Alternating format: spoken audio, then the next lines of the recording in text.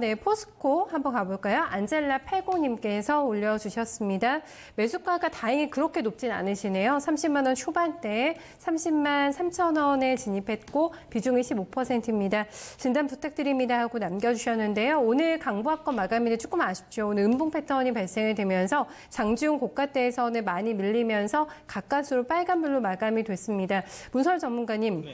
참 성에 안 차는 오늘 상승이잖아요. 지금 신저가 라인이기 때문에 지금 뭐 조만간 삼성물산에 또 순위가 역전되지 않을 정도로 상황이 안 좋은데 다른 대형주보다도 더 먼저 밀렸고 반등도 없고 이런 상황인데 그래서 싸서 사신 게 아닐까라는 예측을 한번 해보게 되거든요. 30만 원 초입 구간인데 지금 전략은? 네, 그러니까 뭐 철강주를 만약에 긍정적으로 봐서 샀다. 그러니까 철강 산업에 대한 긍정적인 마인드로 샀다라고 하면 포스코는 잘 사신 건 맞아요.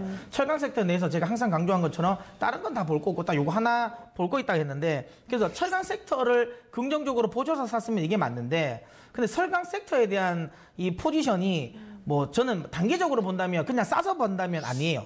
조금 더 반등하려면 시간이 더 필요해요. 네.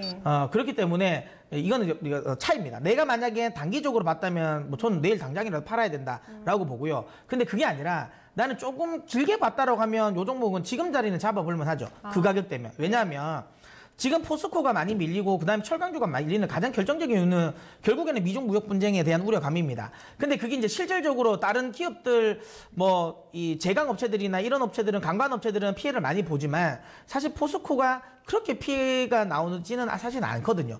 또한 오히려 최근 들어서 그러니까 철강 가격 자체도 좀 올라오고 있어요. 가격대. 네. 그러니까 뭐 열연도 괜찮고 그다음 후판 가격도 최근에 조선주들이 다시 수주가 나오면서 후판 가격도 좀 올라가고 있고 그러니까 전체적인 부분은 괜찮고 3분기 실적도 좋을 겁니다. 그러니까 실적이라든지 이런 부분은 나쁘지가 않은데 그러니까 막연한 시장에 쉽게 말하면 센티가 흔들린 거죠. 어쨌든 미중 무역 분쟁에 대한 우려감이 있다. 시장이 흔들리는 결정적인 요인이 미중 무역 분쟁이다. 그러면 거기서 가장 피해가 될 것 같은 게 철강이니까 일단 팔자라는 겁니다.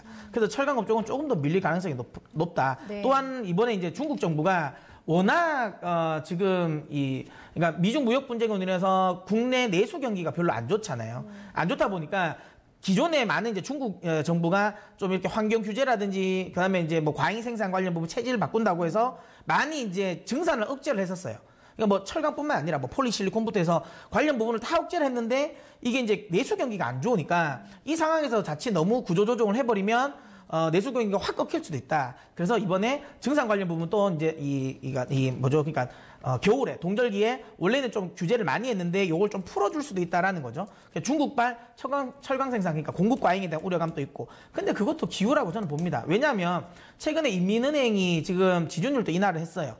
중국 입장에서는 미중 무역 분쟁이 단기에 끝날 것 같지 않다는 거죠. 그럼 장기전을 지금 하고 있는 겁니다. 네. 1대1로도 조금 약간 흔히 말해 약간 망할 것 같은 느낌도 들잖아요. 다 지금 안 합니다. 왜냐하면 부채도 너무 많고 이제 실체를 본 거죠. 네.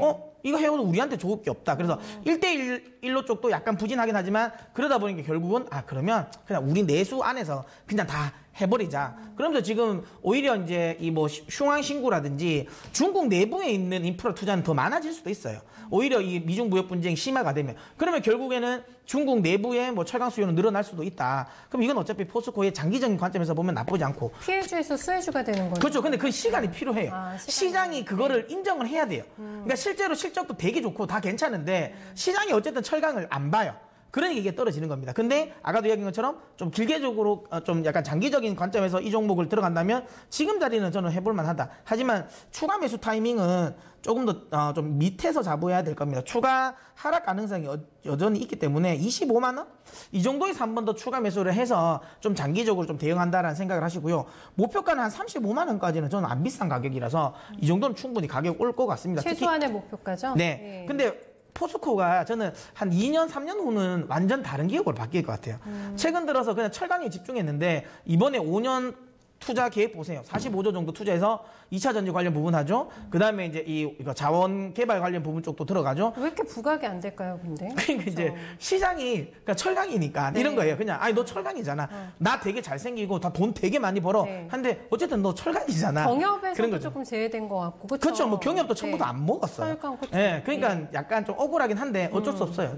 시장이 약간 이 센티가 좀 바뀌면 오히려 더 빨리 올라올 수도 있는 종목이니까 지금 자리라면 더 홀딩해도 된다. 네. 내가 만약에 장기적으로 끌고 갈 거면 25만원에서 추가 매수도 가능하다. 하지만 나는 장기적으로 못 끌고 가겠다 하면 오히려 25만원대 깨지면 그냥 손절을 하십시오. 그리고 이제 다시 보는 게 맞고 나는 좀 중기적으로 들고 가겠다. 25만원 부근에서 추가 매수. 그리고 35만원까지 일단 1차 목표 가고요. 네. 나머지는 좀 더 길게 봐도 될 것 같습니다. 일단은 35만원까지만 일단 보고 대응하십시오. 네, 지금 15%신데 밑에서 더 잡으시면 어느 한 5% 정도만 더 잡으셔도 20%는 네. 들어갈만 하다. 네. 네, 알겠습니다. 1차 목표가가 최소 35만 원 정도가 나왔기 때문에 조금 더 기다림의 여유가 있다라고 판단이 서신다면은 비중을 늘려서 꼭 수익을 또 실현할 수 있는 기회에 잡아보셨으면 좋겠네요. 안젤라 80님 종목 포스코 봐드렸습니다.